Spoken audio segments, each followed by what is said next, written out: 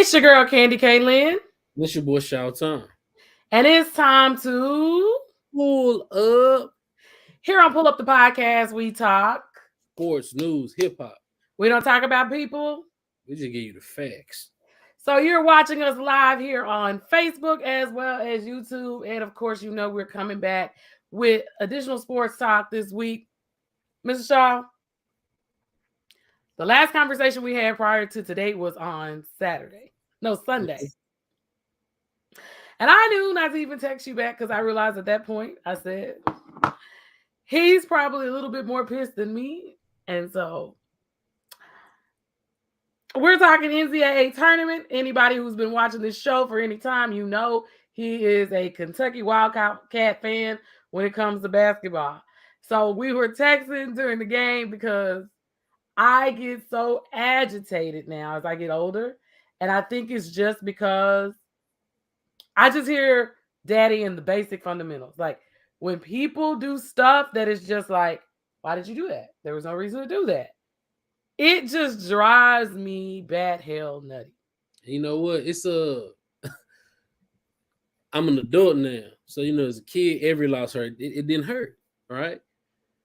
Novell was hitting threes. He was throwing them up and they was falling in. It happens. Old dude hit one. It happens. On top of Antonio Reeves didn't make a bucket. Jacob Toppin had a bad game.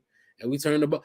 Truth be told, we had 14 turnovers. 15 turnovers. 11 in the first half. Yeah. And the difference in the ball game, like again, we had the pedigree. The only thing we didn't have on this squad was somebody who, because I'm taking. Oscar did him, but you need a guard no matter what. Like Casey Wallace he did a lot, but it wasn't a point where you like we could just put it in his hands. Oscar did what he could do. Right? Oscar did what he could do with his talent level. I don't, Kansas State, they deserve to win.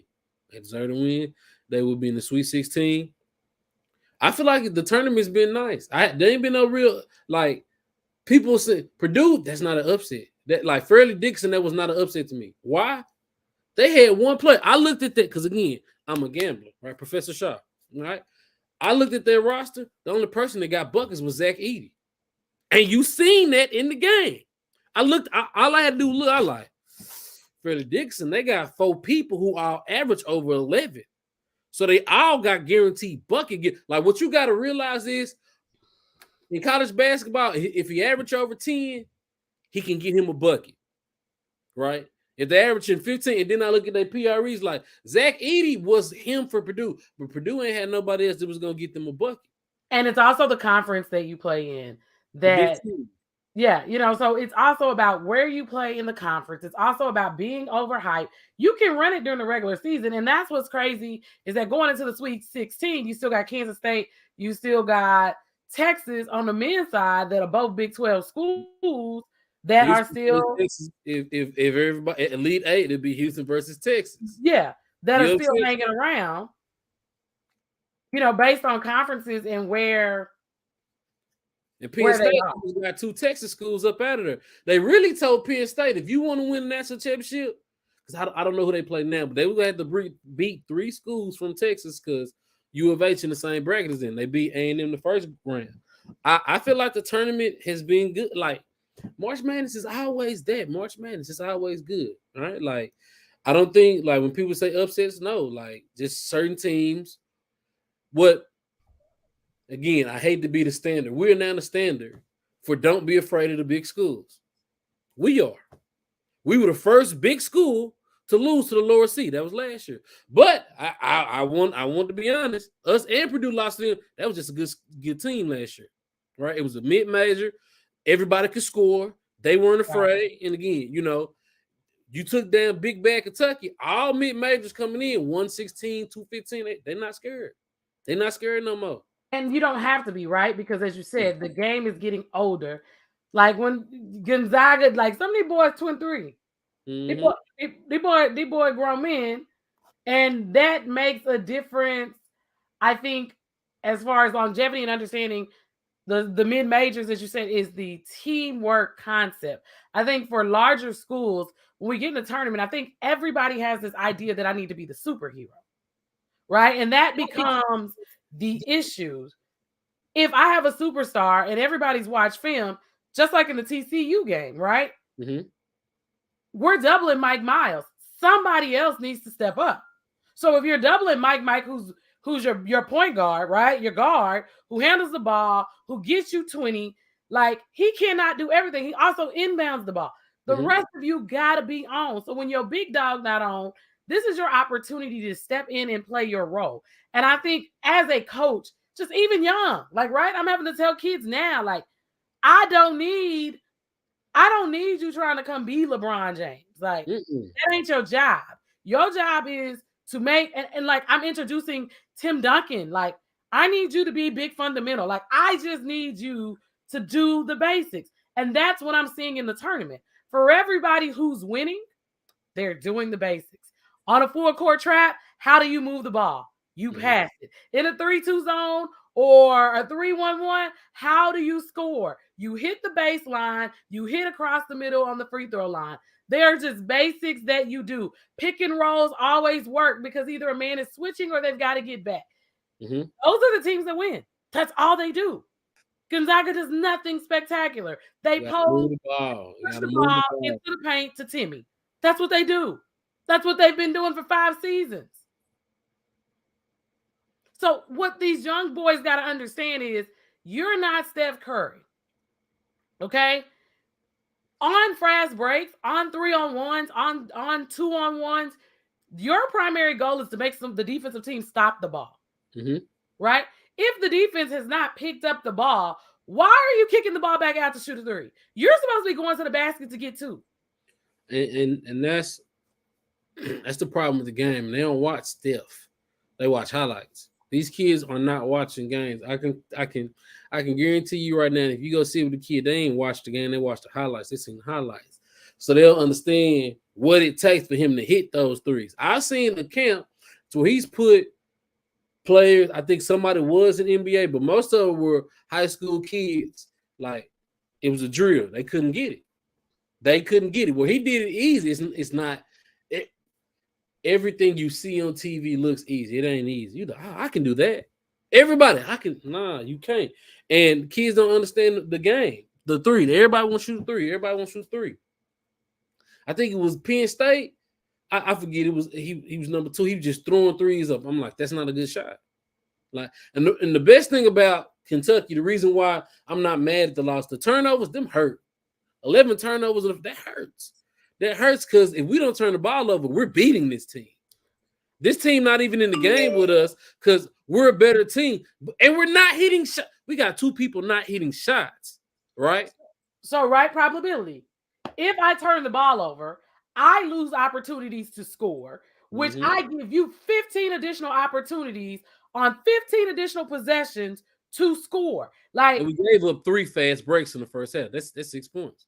So, and as you said, everybody is watching a highlight.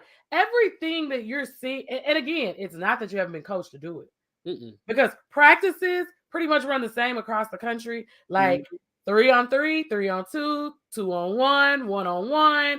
Who stops the ball? The defense. You run at your man, protecting the basketball in the last half, at the last 2 minutes of the half, the first 10 minutes of the half. Ball protection is the best thing. Nice, sharp, crisp passes. Don't send a bounce pass across the lane if there's players in the lane. If you're moving. I saw somebody baseball pass, like overhand pass a long ball and turn the ball over. I think that was in the first round. I was like, what the hell is this? Like, these are basic. And to me, it's like, I salute the mid-majors for playing basketball the way they know to play basketball. As a team, collectively understanding that we're better if 5 of us score 10 versus 1 of us scoring 20. So we got more possessions, we get more touches, we're rotating the ball. I make you tired on defense because you have to guard us because of ball rotation. That's the reason why the mid-majors have become so impressive, because they're doing the basics. We love the highlights. We love to see a great dunk. I love to see a 3, but a 3 only works out of system if you hit it. Because now you got to hear my mouth when you get to the sideline, because that wasn't the play that we called. That's not what we talked about during the timeout. That ain't what we talked about at the half. I'm not, because I'm not high on throw up 3s. Like, if you had to throw it up at the buzz, that's cool. But for me, it's more so like what killed Kentucky. We had a game against Arkansas, lazy passes. You cannot make everything in the tournament is not because they jumping like you have to make good firm passes, and I think watching it's been a lot of lazy passes. Like them tell you what I realized it was when the Twins went to Kentucky. I don't think kids know how to make an entry pass, but then again they never played with a big. It was always two brothers. Like again, if a kid never played with a big, he'll not throw an entry pass to a big. You don't do that if you don't got somebody on your team that post up on the block and But go you get a play. work on that in practice, right? Not if you don't have a big. Again, we talking about the Harrison twins. They coached by their dad. They were the stars. Point guard, point guard, two guard. Right. They Right. big pass was Aaron sneaking behind and they throwing up a oop. But an entry pass to a big, if you ain't had a big, you ain't making no entry passes. You ain't making. So that was an issue that they had. Like they couldn't make entry passes, and I've seen that go ahead. The one player, De'Aaron Fox, since it's like he could do it all at the point guard position. Kentucky gets great players there, but we haven't been having those superstars. Mm-hmm. Like you knew they were going to be next level superstars, right? At the point guard position. Not since De'Aaron Fox. Like Ty Washington, he was good, but he had his games. So again, as we look at the rest of the tournament, I'm impressed. Texas got nice guards. Disu, he played real good for Yeah. Texas. He's a hometown kid. And again, we talk about recruiting. He went to Vandy first. I'm just not sure how you let hometown kids get away. Like sometimes kids don't want to be there. And then, Well, he wanted to play for Texas. So I feel like also it goes into the recruiting aspect of things. And as you watch, he want to play for Shaka, or was it Chris Beard the coach at the time? Beard would have been. I mean, Shaka would have been the coach. I missed them early games. Yeah. So as we talk about the bracket and wrap up bracket play, so you said you weren't gonna make predictions until later. My South bracket, I still have Alabama. Everybody else is gone from the South.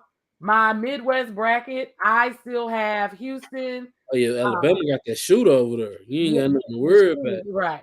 I got Houston, Xavier, and Texas. I got Texas beating Xavier. I got Texas winning and advancing to see Houston. In the West, the rest bracket, I got UConn and UCLA still alive. Mm-hmm. Those were my picks. And in the East, Tennessee is my only surviving team. All right, so I'm just looking at like it's got to be Thursday. Arkansas play Connecticut. I'm gonna go with Arkansas because the kid from Duncanville, Anthony Black. I know he get money. I know he been getting money. His daddy a hater. Your daddy a hater, Anthony Black. I just want to put that out there. Duncanville knows. Yeah, your daddy a hater. Okay, I ain't gonna speak on your mama because you might see me in the streets and think you can want it. So I ain't gonna do you like that. Your daddy a hater though. You gonna get that out there. But just to say, if Kentucky would have won, I'm glad we lost. Nah, because we played Michigan State. We could have won that. But we'd had to play Arkansas. So in that, Arkansas and Tennessee still in. So Michigan State play Kansas State. That'll be the first game. Arkansas play Connecticut. Florida Atlantic plays Tennessee. And then Gonzaga UCLA. That's gonna be a good game. Right. That Gonzaga UCLA game, because I know they probably seen each other this year. That's gonna be a good game. And then Friday, San Diego State versus Alabama. Miami versus U of H. A 1 and a 5, right? Princeton versus Creighton. And then Xavier versus Texas. And that Xavier versus Texas game gonna be good because Xavier got at least 3 players who can get over 10. Again, Professor Shaw, not a gambling expert, just a professor, paying attention to the games. Those are certain players I remember, right? Like I know Alabama got Brandon, I can't think his name, but he had the strap. He passed the strap off. He passed the strap off. It was his strap. I don't know why he's still playing basketball, and it was his strap. Everybody, he went and brought it to. He took it to him. So your hands all on the murder weapon. I watch a lot of Law and Order SVU. You're accomplice.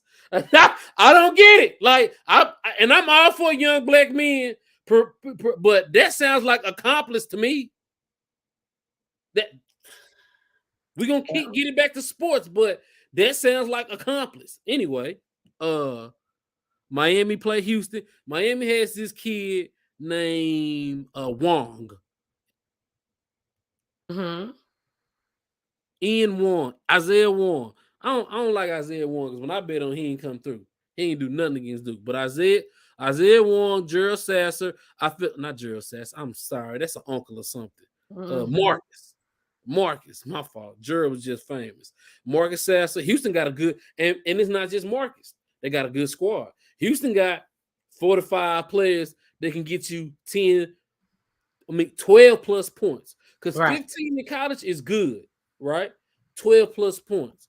Princeton versus Creighton. I'm not gonna lie. I haven't, neither one of these teams really been on my radar. You know what? I lied. I think I played Creighton attention. No, neither one of these teams on my radar. So this is a good one. 6 versus 15. How many times have we seen that? How many times we seen 6 versus 15? Not usually this deep. Right? So you ain't gonna never see that. 15-6, you ain't gonna see that. So this 15-6, this 6-15 matchup, it could go either way. Obviously both teams are well coached, well prepared. Princeton, let me go back because you beat who to get here? Because you were 15. Oh, Princeton, yeah, they were shockers. You beat Missouri. Uh-huh. Who else you beat? You beat somebody else before Missouri to get here. Come on now, let me see. Get me back to my brain. Oh my. Princeton, you really got my respect. You beat Arizona to get here. Arizona got a monster. What did Thibodeau do? And you know what? Y'all limit him. So Arizona has Azuolas Tubelas, and he averaged 20 and 10. But Princeton has a big, right? So they held him to 22 and 5. And think about Princeton advancing in the tournament, right? Where academics is priority there. They got 3 people get over 10. Right, and you can make. Oh yeah, Uvenbaum. That was him. Yeah, it's a big deal. So now we can teach our kids it's okay to dribble, shoot, and run, but it's also okay to go to Princeton and do it if that's what you want to do. Yeah, if that's what you want to do. Yeah. So. Oh gosh, we don't want to. We don't want to. No, I don't want to hire you.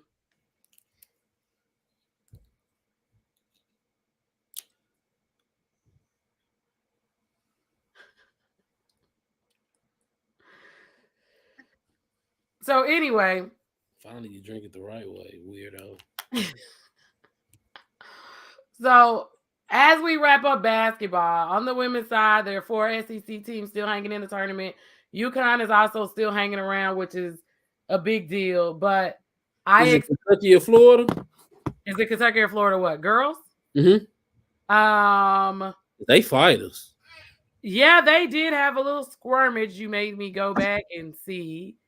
And then I don't know, women's basketball is getting a little scrappy. I think it's a lot of respect and disrespect on the line right now. So let me see. LSU, South Carolina, Tennessee women. You're not putting that in there. Let's see. Houston. That's the wrong bracket. I clicked women's and the men's came up. Okay, so South Carolina on that side, SEC, LSU. Mm-hmm. They're in different brackets. They could meet in the next round because they're headed on to the Sweet 16s now. So winners from there. And then the bottom brackets, the Seattle region 3 and 4.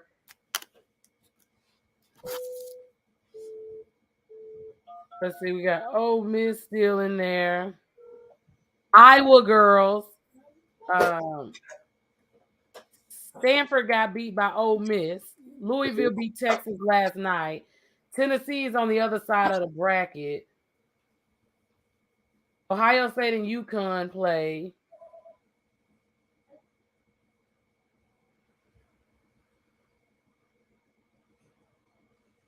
Kirk Okay. said something about Haley Van Lee. I'm sorry, bro. I'm not that. My daughter not playing basketball. She's gonna be a gymnast. Yeah, she's there. I mean, and she's at Louisville, but again, right now, everybody can talk about whoever they want. Right now, in women's college basketball, Leah Boston and Angel Reese are the stars, hands down, point blank, bottom line. And I hope Don Staley runs it. Like, don't talk to me about Iowa. Don't talk to me about Haley. Don't, what's her? I can't even think her name at UConn. She's hurt. Dang. Where's the show? You know who I'm talking about. Buckner. Paige Buckner. Oh yeah, Paige. Yeah, she's hurt. Don't talk to me right now about Alea Boston and Angel Reese. Like, Every fans hate Jason Kidd for some reason. Talk to me about that. So that's where we are with women's college basketball. I got US. I got South Carolina, and men's basketball. I got Houston winning it all. Okay. We'll see if we get that. So something we don't talk about very often is baseball. And currently, right now, they are playing internationally. Because we're like sitting the World Baseball Classic Championship. Mm-hmm. So right now that's going on. The United States is playing Japan. Japan is up 2-1 in the top of the third right now. They're gonna win. And Japan is? Well, Japan is going to win, but it's funny because they talk about how USA Baseball, I saw it was an article that I sent to you. USA Baseball starting lineup is worth $1.7 billion. 1.7. Okay? 1.7. That's a lot of money. Mm-hmm. That's a lot of money. So at that kind of money, we should be able to beat Japan. No? You don't? They don't play together enough. You think they don't play together enough? Mm-mm. Okay. Well, they got legends and future Hall of Famers on the team. Mike Trout's on the team. Mookie Betts. And I'm ashamed because I don't watch baseball. I don't even know who the rest of these people are. I do. From gambling last year. Schultz, Schmitz, whatever he played for St. Louis, the Cardinals. The Cardinals. Cedric Mullins, he played for the Cardinals too, if I'm not mistaken. He either played for the Cardinals or the Phillies. Who else on the list? Nolan Arenado. He played for the Cardinals. Trey Turner, he played for the Dodgers. No, Trey on the end. Okay, that's interesting. Yeah, do he play for the Dodgers? Trey Turner. Yeah, Trey Turner played for the Dodgers. Tim Anderson. Never heard of these people. Tim Anderson, he played for the Chicago Cubs. I do know Tim Anderson. Okay, it's the name that I know: Tim Anderson, Mookie Betts, and Mike Trout. I know Mookie. Like I say, I know these names from gambling. Like, hey, there's a young kid from Miami. He's swaggy. Jazz. Jazz Chisholm. That's his name. Jazz Chisholm. Jazz got swag, and he the best player for the Marlins. The Marlins got a nice little franchise, but I'm tapped in this year. I'm tapped in totally, fully. I make way more money than I did last year, so I can afford to do it. Last year I couldn't afford it. I was 13-4. I made $15,000 last year. $15,000. I almost killed myself when I see my income. I was like $15,000. I ain't never made that. I ain't made that past 20 years. Like, that hurt me. That sounds like you need to do a personal podcast. Not personal podcast vlog. Yeah, we are. We cried. Last year was tough.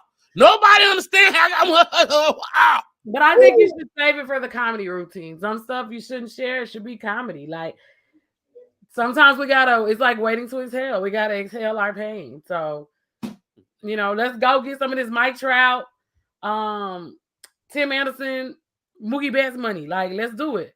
Like, we ain't gonna never get that money. We can't swing a bat and catch a ball that good. We ain't gonna get that money. I'm gonna get Shonda Rhimes money, baby. I don't know about you. You say, son, you I said don't know what you they manifesting. get 100 million for breathing. 100 million. We gonna sign you 100 million. I don't know what you manifesting, but I'm manifesting big money. I like it. I'm never gonna get baseball money. That's the God. He had to sit a ship on me to get baseball money. They getting 300. They don't sign you for deals for 300 million. Right. They're not signing $300 million deal.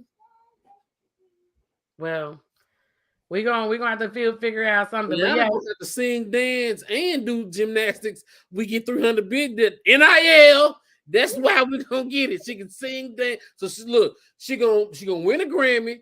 Then she gonna go to the Olympics the same year. Grammy and the Olympics. She may. She may. Then you win the Olympics, you get a Wheaties box. Yeah. We're gonna get the Wheaties box. I don't know what they give you for Grammys. I don't know. But if she win a Grammy, she might as well win the Academy Award. Like, that's how we're gonna set it up. She's already winning an Academy Award. She ready now. She coming here with this bucket on her head, carrying her document stuff and so let's get ready to wrap this up. So I read today Willis Reed, NBA Hall of Fame legend, Grambling State University legend Willis Reed of the New York Knicks passed away today at 80 years old. Yeah, so it's Bill Russell, Willis Reed, those are legends, people who stood up during the civil rights movement, real impact in the league and what character looks like when you're standing and fighting for something. So salute to Willis Reed. And while we're talking about basketball, just to finish it up, Ja Morant is being treated for stress, is what the conversation is centering around. Skip Bayless and Shannon Sharp were having a conversation today, and Skip Bayless talked about Ja Morant quoting NBA Youngboy. And normally I wouldn't have a problem with it, but it is Skip Bayless. And yes, as an African-American woman, after meeting so many kids that hate that they're even Black in their existence. Can you mute your child? Just mute them. Beep, beep. Beep, beep, beep.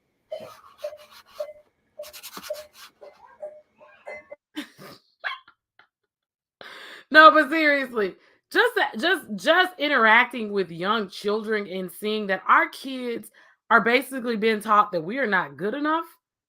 They're not good enough because of the color of their skin. And to hear him basically use NBA Youngboy's negativity and put it back on Ja and the fact that NBA Youngboy has been in legal trouble, etc. Why can't we be okay just to live? And this is like the second time in the last 60 days we've had this same conversation. And I hope Skip Bayless, this finds you well, and anybody else that would like to commentate on African-American kids. You don't know what stress looks like for a kid that's 23 years old. And I am not, if you heard us last week, I am not entertaining Ja's foolish behavior for that particular incident that you saw him. But he's 23 years old. He's a father. He's a son. He's a teammate. He's a brother. There's a lot of responsibility and pressure that comes with being the breadwinner in an African-American family. And because a lot of times you never start down as far in a hole as some of these young athletes do, you could never understand what stress looks like. You could never understand what it looks like coming from South Carolina, living in Memphis. The adjustments that need to be made where young Dolph was killed in his city. So as an educator and dealing with African-American men, some stuff I understand is not necessarily who people are to begin with. Some stuff is I get dragged in to survive, right? And once surviving, you get caught up and forget who you are along the way. So to use NBA Youngboy and then for us to talk about how many days he needs to get a cure, there's nobody that's going to magically cure him. There's no way that he's supposed to look, act, and dress. Everybody is their own individual person. And as African Americans, we've got to have the right and the ability to be who we are. It is stressful that you want to tell us who we're supposed to be and how we're supposed to act 24 hours a day, 7 days a week. Putting on a show is tiresome. And so sometimes I wish those of you who don't look like me, sometimes I wish you would put on a show and shut up. Mr. Shaw, you got the floor. So if LeBron was singing "Young Boy," would it be the same effect? Was it because Ja been in trouble? What was the whole That was point? the Skip comparison. Bayless's rant. NBA Young Boy is by far the hottest young rapper out right now. If NBA Young Boy posts anything right now, he's getting 1 million views. He's almost as popular as Bad Bunny. Okay, right? But Bad Bunny is nationwide. What I'm saying is Skip Bayless says these things because Skip Bayless has the platform to do so. When you have the platform to say what you please or how you please, you have that opportunity. I'm not mad at Skip. I've known a long time ago, Skip just be saying things. Skip pick people he like. He doesn't like Ja because Ja has had the legal trouble. I, as much as not mad at Ja, more so T, but different story, different day. Not finna pile it all on him, but he's not on trial for a RICO, so we should not be using these gun lyrics against him. All right, those are the things that matter to me. He's not on trial for a RICO, so as long as he's not posting gun and not even making gun gestures, I have no problem with him. And he was celebrating with a teammate that obviously just had a good game. And they were reciting the Young Boy lyrics back and forth to each other. So again, Because that could be our thing. That could be our internal thing. That could be our hype. And listen, I'm very critical, but they're 23-year-olds. NBA YoungBoy is also 23. Money at 23 and that amount of money, everybody's calling, right? Because see, you never criticize these big businesses or these investors here in the city that I live in by the name of Nate Paul that owes Avery Bradley money because he was involved in a bad investment. And when black athletes go broke, we're quick to blame it on the fact that they spend bad money, they bought their mama a house. Then you wonder why they stress. But you got your homeboys calling them. The owners got their homeboys calling them. They financial advisors. The coaches' homeboys calling them when they first get into the league. Hey man, Mr. Shaw, this is a good investment. I need $2.5 million for you in this investment property, and I'm gonna get you $3.5 million back within 6 months. We don't talk about that though.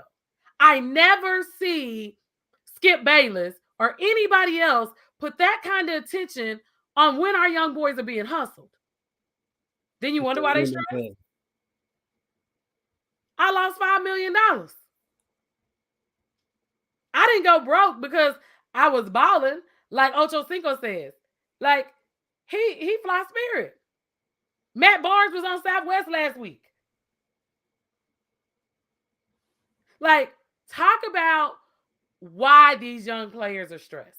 Talk about the schedule. And I know there are older people like, man, they've been doing the schedule. Yeah, they have been doing the schedule. But they also weren't being scrutinized 24 hours a day, 7 days a week. Everybody didn't have access to them. Everybody couldn't send a DM. There's no fixing people. People need to grow. And I hope in this situation that Ja uses his time away from the team and the things that he's learned to really learn how to manage his stress and pick and choose his battles, even in a city like Memphis, right? Mm-hmm. You also got to think about where you lay your teams too. Like, what environments do you throw people into? We ain't gonna talk about the Houston Rockets. I wonder if everybody got to check in with Jay Prince when they get to Houston. Okay, well, that's another story for another day. Mr. Shaw, I'm through ranting. What else you got? That's it. That's all I got. Well, y'all, you're watching Pull Up the Podcast here on Facebook Live and YouTube. It's your girl, Candy K. Lynn. And your boy, Shawtown, a.k.a. the Fat Mamba. Guys, and until next week, we out. Pull up.